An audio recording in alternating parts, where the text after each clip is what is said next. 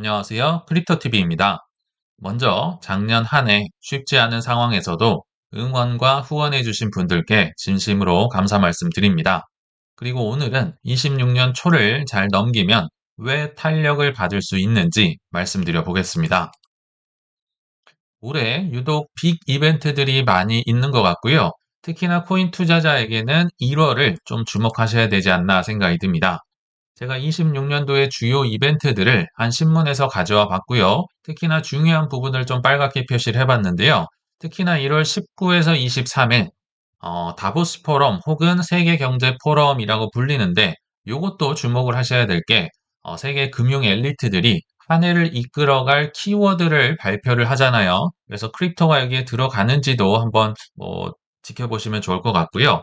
제가 여기에 표시는 못했지만 3월 4일에서 5일에 중국 양회 요것도 꽤나 중요합니다. 왜냐하면 거의 항상 대규모 부양책이 발표가 됐기 때문입니다. 이 부양책의 규모가 크냐 작냐 뭐 요런 차이는 있겠지만 항상 부양책은 나왔다. 그래서 그거는 좀 뒤에서 또 추가 설명을 드리겠습니다. 그리고 4월 달에 트럼프 대통령이 방중을 하거든요. 근데 공교롭게도 이로부터 1년 전 25년 4월 달에는 미중이 서로 관세 추가 150%다, 160%다 이렇게 싸웠는데 공교롭게도 1년 뒤에는 아마도 중간 선거도 있고 서로 싸워봤기 때문에 서로 아프거든요. 그래서 조금은 유화적이지 않을까 이런 예상도 좀 해보고요. 그리고 5월 15일자로 해서 제롬 파월의 연준 의장 임기가 만료됩니다. 그러면 이 날짜를 전후로 해서 금리 인하에 대한 기대감이 또 들썩들썩하지 않을까 생각도 해보고 또 한국도 6월 3일에 전국에서 이제 지방선거가 있죠. 그래서 증시라든지 부동산은 규제도 하겠지만 이전까지는 굳이 막 센 규제책을 만들어서 지금 좋은 분위기에 찬물을 끼얹는 이런 행동은 좀 하지 않을까. 뒤로 가면 모르겠지만 아무튼 이런 생각도 해봤고요. 또 6월 11일자에는 미국과 멕시코랑 해서 한번 월드컵 크게 하잖아요. 그것도 개최가 된다. 그리고 11월 3일에는 미국의 중간 선거를 앞두고 있다. 이 정도가 이제 연간 이벤트인 것 같고요. 특히나 1월 이벤트들을 한번 추가를 해봤습니다. 우리 코인 투자자들은 1월 15일을 좀 주목을 해야 되는데 아시겠지만 스트레티지가 MSCI 지수에서 나가느냐 아니면 그대로 남느냐 이게 좀 메인 이벤트겠죠. 그래서 어찌됐든 불확실성이 해소되는 차원에서 이게 좀 빨리 지나갔으면 좋겠다. 어떻게 될지까지 모르겠지만요. 변동성은 좀 있을 수 있겠죠. 그리고 1월 15일 공교롭게도 같은 날인데요. 요거는 그래도 좋은 소식입니다. 미 상원에서 클래리티 법안에 심의가 들어갑니다. 이거 언제 될지 막 연기가 되고 했었는데, 즉 상원 이제 의원들끼리 수정안을 이렇게 제출해서 한 목소리를 내는 그 회의를 한다는 겁니다. 그래서 제가 예상하는 바에 따르면 1분기까지는 상원에서 전체 표결을 어느 정도 마무리를 할 것 같고요. 2분기 초쯤에 이제 하원과 상원이 합의를 해서 공통안을 가지고 와서 아마도 상반기 내로는 이제 트럼프 대통령의 사인을 받지 않을까. 요게 돼야 이렇게 장난질을 친다든지 가격 조작을 한다든지 이런 게 좀 많이 줄어들 거라 생각이 들거든요. 그래서 요것도 좀 주목을 하시면 좋을 것 같고 이거 아시겠지만 빠르면 1월에서 좀 늦어지면 3월, 4월까지 늦춰질 수는 있겠지만 아무튼 이 트럼프 대통령의 관세 판결이 대법원에서 이게 옳다 그르다 판결이 조만간 나오게 됩니다. 전 세계적으로 이제 주목하고 있는 이벤트이기 때문에 이것도 이 결과에 따라서 변동성이 굉장히 커질 수 있을 것 같아요. 물론 스콧 베센트 재무장관이나 여러 트럼프 정부에서는 요거에서 패소하는 경우더라도 뭔가 다른 이제 대비책은 하고 있다곤 하지만 요것도 내년 초에 남아있는 큰 변동성을 일으킬 만한 이벤트 중에 하나지 않을까 생각이 듭니다. 근데 이제 가장 먼저 있는 한국 시간으로는 1월 6일 밤 12시쯤 될 거고요. 미국 시간으로는 1월 5일쯤에 아침쯤에 ISM 협회에서 발표하는 제조 PMI 지수 이게 발표가 되는데요. 야, 이거 오르지도 않는 거 왜 자꾸 얘기를 하냐 하겠지만 저는 요게 이제 가장 코앞으로 와 있기도 하고 가장 중요하다. 왜 중요한지를 한번 또 어떤 분들이 이것만 연구하는 분들이 계셔서 하나 데이터를 가져와 봤는데요. 즉 비트코인 가격과 ISM 이 PMI 지수와의 관계인데요. 즉 비트코인의 평균 상승력, 상승 배수가 다르다는 겁니다. 예를 들어 이제 PMI 지수가 50 미치면 우리가 침체라고 부르잖아요. 침체 때도 비트코인의 가격은 올라가긴 합니다만 이 상승 배수, 그러니까 곱하기 되는 속도가 1.47배 정도로 극히 낮은 단계에 있는데 반해서 PMI 지수가 50을 넘었다. 50 이상 구간에서는 이 상승 배수가요, 무려 2.33배까지 올라갑니다. 그리고 오른쪽에 이 초록색 보시면 이 표준 편차가 어마어마하죠. 위로는 정말 어마어마하게 치솟을 수 있는 그런 좀 가능성이 있다. 즉 50이 넘어야 비트코인은 활력을 얻는다. 그래서 흔히들 비트코인을 디지털 금이라고 얘기는 하는데 물론 이제 경기 방어 자산으로서도 침체 구간에서도 오르긴 했지만 그것보다는 아직은 경기 확장 시에 막 레버리지를 일으켜서 폭발하는 자산이다. 그렇기 때문에 PMI 지수가 1월 6일 뭐 밤 12시인 것 같은데요. 그때 발표되는 게 굉장히 중요하다. 50 언저리까지는 좀 올라와야 되지 않나. 우리가 지켜봐야 된다. 이런 생각이 듭니다. 근데 아시겠지만요. 22년 말부터 50을 넘은 적이 거의 없습니다. 뭐 한두 번 정도 이렇게 50 이렇게 살짝 찍은 적은 있어요. 그러니까 이 실물 경제가 계속 이건 엉망이라는 뜻이고요. 버블을 논하기에는 한참 모자란 숫자. 거의 최근 1년 기준을 보면 실제적으로 다 48 아니면 49고 50 잠깐 찍은 거 한두 번 뭐 있으니까 사실 크립토가 이렇게 막 즐겁기는 생각보다 쉽지 않았다. 이렇게 보시면 될 것 같습니다.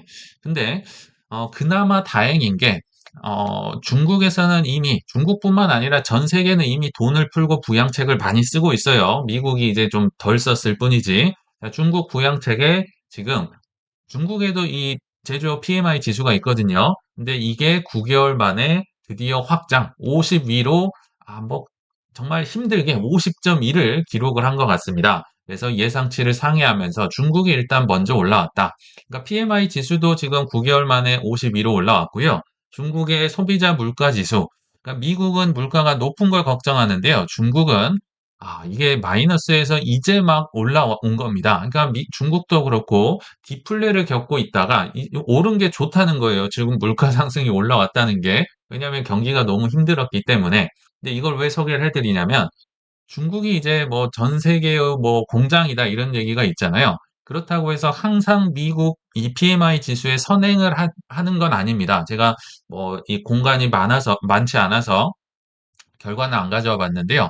미국 PMI 지수에 중국이 항상 선행을 하진 않지만 이렇게 크게 꺼졌다가 회복하는 초입에서는 중국의 PMI 지수가 미국의 PMI 지수에 선행하는 경향이 있더라. 이게 통계적으로 좀 밝혀지더라고요. 즉, 이렇게 지금 바닥을 찍고 올라오는 구간에서 중국이 올라오면 미국도 좀 따라오는 경향이 있더라. 그래서 1월 6일에 발표되는 PMI 지수가 좀 높게 나오면 좋지 않을까 생각이 들어서 한번 가져와 봤습니다.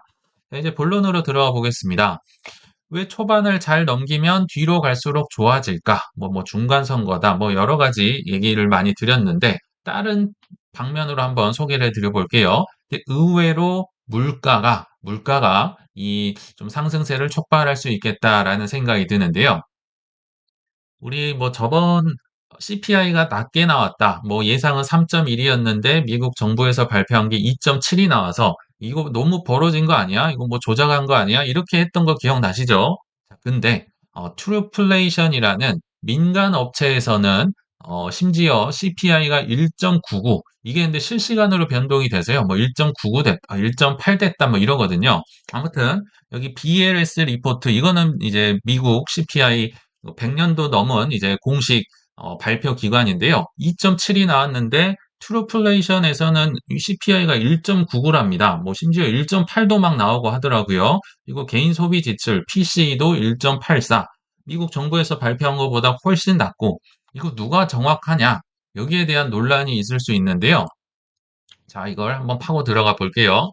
결론부터 말씀드리면 트루플레이션이 훨씬 정확하다입니다. 근데 문제는 트루플레이션은 21년도에 만들어진 민간 단체거든요. 그러니까 4년밖 역사가 너무 짧아요. 그리고 공식 이 CPI는 무려 100년이 넘었습니다. 그래서 FOMC 그 의사결정을 하시는 분들은 이 CPI 지수를 보긴 하지만 실제로는 트루플레이션이 정확하다는 걸 마음속으로는 알고 있다고 하더라고요. 근데 왜 그런지, 왜 트루플레이션이 정확한지를 소개를 드리면 한마디로 얘기하면요. 이거는 블록체인으로 돌아갑니다. 블록체인이 뭡니까? 실시간으로 이 반영이 되고요. 뭐 조작이 불가능하고, 즉 TRUF라는 코인이 있습니다. 이 블록체인이 있는데 제대로 된 데이터를 가져오면 이 토큰을 주면서 보상을 해주고요. 반대로 이상한 데이터를 가져온다? 그러면 이렇게 스테이킹 해놓은 트루프, TRUF라는 코인을 이렇게 차감을 시켜버립니다. 엉뚱한 데이터 가져오면 너 나가 이렇게 보증금을 깎아버리고, 그리고 그 가격을 이제 데려오는 이 오라클 기능을 하는 게 바로 체인링크, 즉 블록체인에서 돌아가니까 이거는 뭐 실시간으로 반영을 할 수밖에 없겠죠. 반면에 미국 정부는 8만 개에서 10만 개, 이 10만 사람들에게 설문조사로 해가지고 물가가 오른 것 같아요, 내린 것 같아요, 뭐 살림살이 나아졌습니까? 이걸 물어봤는데 100년이 넘게 물어봤는데 이 트루플레이션은요, 뭐 1,500만 개에서 1,800만 개 실시간으로 뭐 월마트에서 뭐 임대 거래를 했다든지 이런 걸 다 데이터를 끌어옵니다. 물어볼 필요가 없겠죠. 가장 정확하고 빠르다. 근데 미국 CPI는 한 달에 한 번 사후 집계로 하고요. 그마저도 10월이나 이럴 때 셧다운해서 못 물어봤으면 데이터가 없잖아요. 그러면 이제 막 0으로 집어넣고 뭐 이랬던 게 바로 CPI다. 그러나 트루플레이션은 그럴 필요가 없이 그냥 실시간으로 피드백이 된다. 또 하나 재밌는 게 이 정부 공식 CPI는요, 주거비의 비중이 무려 33%입니다. 근데 여기서 또 상식적으로 하나 말씀을 드리면 이 물가를 추정하는 데 있어서 주식 뭐 투자한다든지 뭐 코인이라든지 집값을 사고 팔았다든지 사실 이게요, 전체 달러의 한 98%에 육박을 한다고 합니다. 우리 달러를 가지고 다 투자를 하지 뭐 코인을 사지 뭐 엔비디아 칩을 사고 이러진 않잖아요. 근데 문제는 98%는 물가 지표에는 참고로 들어가질 않아요. 이 2%를 가지고 뭐 주거비 썼냐, 뭐 썼냐 이거를 발표한다고 보시면 되는데, 아무튼 이 주거비의 비중이 3분의 1이나 들어가는데요. 이것도 물어봐서 하기 때문에 그러니까 여기는 이제 임대, 특히 월세만 물어보겠죠. 근데 10월 달에는 이거 물어보지도 못했잖아요. 셧다운 때문에. 그러니까 0으로 그냥 집어넣어서 생각보다 낮게 나오고, 또 이 주택 계약이라는 게 아시겠지만 뭐 1년에 한 번, 2년에 한 번 이렇게 계약을 맺습니다. 그쵸? 그래서 한 번 정해지면 그 월세로 쭉 갈 거 아니에요. 근데 이걸 매월 물어보니까 사람들은 체감을 못 하는 겁니다. 월세가 떨어지든 뭐 말든 나는 그냥 똑같이 가잖아요. 1년 내내. 그래서 우리는 괜찮은 것 같은데요. 막 물가가 주거비가 떨어지고 있어도 넌 괜찮은 것 같고 주거비가 올라가고 있어도 저는 괜찮습니다. 뭐 이렇게 발표를 할 가능성이 높은데, 트루플레이션은 주거비의 비중도 낮은 데다가 뭐 실시간 임대 데이터를 적용하니까 뭐 정확할 수밖에 없겠죠. 그래서 신뢰도 이슈가 CPI는 있다. 데이터가 누락이 되고 추정치를 막 집어넣지만 트루플레이션은 정확하다. 근데요, 여기도 이제 물론 역사는 짧지만 보통 이 트루플레이션이요, 미국 정부의 CPI보다 45일 정도 선행을 한다고 합니다. 결국은 트루플레이션이 물가가 떨어지면 이 정부 공식 CPI나 PCE가 같이 떨어지더라. 트루플레이션이 오르면 나중에 쫓아오더라. 이런 이제 통계 조사 결과가 있거든요. 그래서 결국은 떨어질 것이다 라고 저는 생각을 하고요. 그럼 사람들이 어떤 행동을 할까요? 귀신 같습니다. 이게 당연히 금리 인하가 된다에 베팅을 하겠죠. 왜냐하면 물가가 지금 뭐 높아서 못한다 계속 이랬었는데 관세 때문에 물가 오른다 했었잖아요. 그러나 많은 분들이 지금 금리 인하에 베팅을 하고 있다. 아까 5월 15일자로 해서 연준 의장이 바뀌는데요. 물론 1월 달은 금리 인하 확률을 낮게 보지만 3월 달에도 52%, 요거 3월 달은 좀 왔다 갔다 합니다. 뭐 48% 됐다, 52% 됐다 왔다 갔다 하지만 4월 달에는 86%, 6월 달 FOMC 회의는 96%.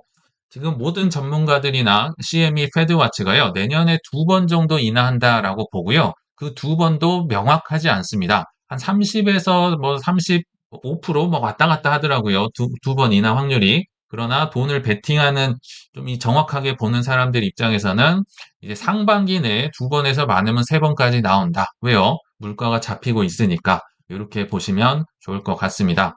조금 기대를 해도 좋지 않을까 싶어서 한번 데이터를 위주로 가져와 봤고요. 마지막으로 좀 요새 너무 분위기가 안 좋으니까 그냥 부정적인 의견이 나올 수밖에 없는 것 같아요. 특히나 많은 분들이 얘기하시는 게 국장 지금 뭐 나쁘지 않습니다. 특히 지금 B2가요. 굉장하다고 해요. 저는 안 해봐서 모르지만 제가 아침마다 경제 뉴스를 보는데요.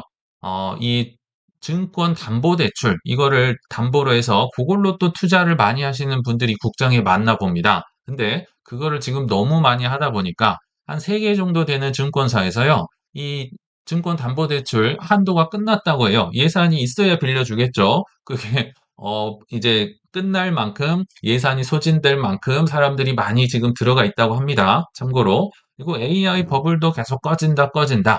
요거 2개 버블 꺼지면 코인도 분명히 떨어질 텐데 뭐하러 코인을 하느냐? 뭐 이런 분들이 댓글에서 좀 많이 보이는 것 같거든요. 물론 이해는 됩니다만 이거 지금 뭐만 하면 코인만 떨어지고 있죠. 근데 과거를 돌이켜 보면요. 잊고 계실까 봐 제가 가져와 봤습니다. 코인만 크게 올랐던 적도 생각보다 많습니다. 한번 제가 가져와 봤거든요. 일단 20년도 10월에서 11월에도 비트코인만 막 50% 넘게 올랐는데 여기 보시면 나스닥도 떨어지고 코스피도 떨어졌습니다. 20년도 말에는요. 페이팔이 이제 크립토 결제를 지원한다는 발표 때문에 막 코인만 들썩들썩하고 사실 이때 유동성도 풀려서 여러모로 비트코인만 올랐던 적도 있고요. 23년 3월 달도 기억나실 겁니다. 실리콘밸리 뱅크 포함해서 3 플러스 1으로 무려 4개의 은행들이 망해버렸잖아요. 그것도 뱅크런이 나오고 심지어 미국 국채를 들고 망했기 때문에 야, 이거 미국 은행, 미국 정부 믿을 거 없다라고 하면서 나스닥 코스피 빠졌지만 여기 23년 3월이면요. 정말 암울하고 침울했을 때거든요. 근데 동반으로 떨어지지 않고 오히려 비트코인만 올랐던 적도 있다. 23년 10월에서 11월도 마찬가지입니다.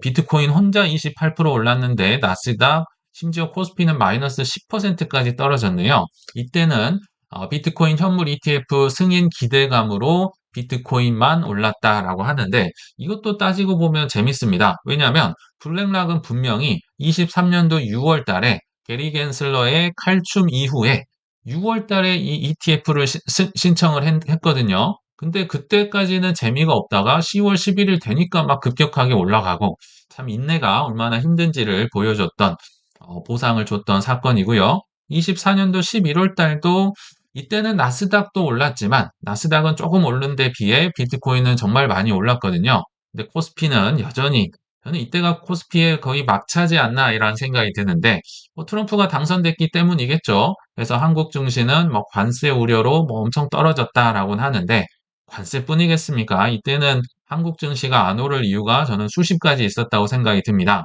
아무튼 코인만 오를 수도 있다. 너무 우리가 지금 힘들기 때문에 요거를 잊고 계시지 않나 생각이 들고요. 더군다나 중국과 미국은요. 올해 정말 막대한 돈을 들여서 투자를 하고 경제를 부흥시킬 예정입니다.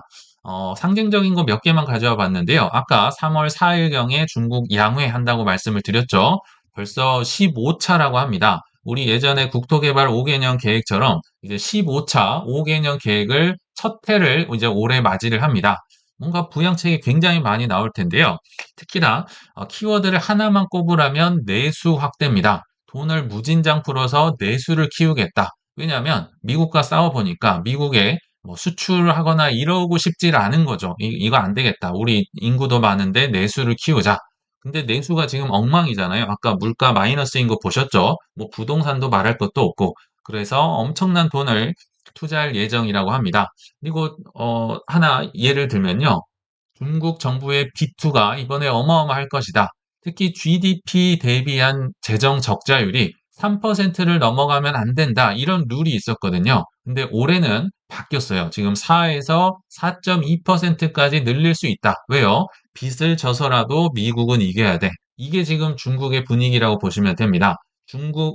미국 특히 AI를 잡아야 돼. 그래서 최근에 나온 뭐 지령 중에 하나가 국산 반도체, 뭐 중국의 국산이 한국이 아닙니다. 중국 반도체 생산 비중을 최소 50% 이상 가져가겠다. 궁극적으로는 엔비디아 줘도 안 가져. 이거를 하기 위해서요. 지금 100%를 가져가기 위해서 어마어마한 돈을 때려 넣을 것이다. 그 중에 일부가 아마 중국 양회에서 발표가 되지 않을까 생각이 들거든요. 근데 미국은 가만히 있습니까? 미국은 더 천문학적인 제가 제네시스 미션 11월 달에 있었다고 한번 소개를 해드렸잖아요. AI에 정말 국가의 명운을 걸고 제네시스 미션을 한마디로 얘기하면 중국 때려잡기입니다. 이거를 맨해튼 원자폭탄 개발하는 독일보다 우리가 빨리 해야 해. 혹은 아폴로에 달 착륙했던 프로젝트 소련보다 우리가 빨리 가야 돼. 그렇게 명명을 한 겁니다. 제네시스 미션이요. 근데 차이가 있다면 중국은 중국 정부가 이제 빚을 내서 막 하는 거고, 그리고 미국은 민간 투자, 뭐 정부도 투자를 하는데 워낙 이제 큰 기업들이 많으니까 요거를 한 700조 원까지 땡겨오면서 어, 정말 중국과 격차를 벌이자. 이게 정말 엄청난 돈을 26년도에 쏟아 부을 것이라 생각이 들거든요. 그래서 정리를 해보자면 미중이 법을 터줘도 괜찮아. 터지면 내가 구해줄게. 이게 이들의 마인드입니다. 정말 둘 중에 하나를 잡아야 내가 산다. 이게 지금 간절한 분들이거든요. 그래서 쏟아부어. 그러면 아무래도 이 유동성의 효과를 우리가 볼 수 있다. 그러니까 현재는 지금 국장만 좀 오르고 AI 주식 몇 개만 좀 오르고 금, 은만 좀 오르고 뭐 이런 상황이잖아요. 그러나 결국은 이 유동성의 크립토라든지 금은 아니라 이제 구리도 오를 겁니다. 분명히 실생활이 이제 구리나 은이 많이 쓰이잖아요. 그래서 구리 값도 분명히 오를 거고 석유 값도 저는 나중에 오를 거라 생각이 듭니다. 이 정말 실물 경제에 연동이 돼 있는 구리, 뭐 석유, 뭐 항공, 뭐 이런 거 마찬가지죠. 그리고 부동산, 뭐 지방 부동산, 심지어 이제 제조 PMI 지수, 이게 이제 가장 말단에 있는 이 친구들까지 올라가면 정말 유동성이 들어왔다. 파티라고 보면 되는데 이들까지도 저는 그 효과를, 유동성의 효과를 톡톡히 누릴 것이다 라는 생각이 듭니다. 그래서 오늘의 결론은요. 26년도는 물 들어오는데 장사 없다 라고 생각을 합니다. 지금은 좀 먼 미래라고 보일 수 있겠지만 저는 이렇게 생각을 합니다. 그래서 현재처럼 가장 암울할 때 최상의 시나리오를 대비하시고 가장 즐거울 때 최악의 시나리오를 대비하실 수 있는 우리 구독자님들 되시길 바라면서 이만 마치겠습니다. 시청 감사합니다.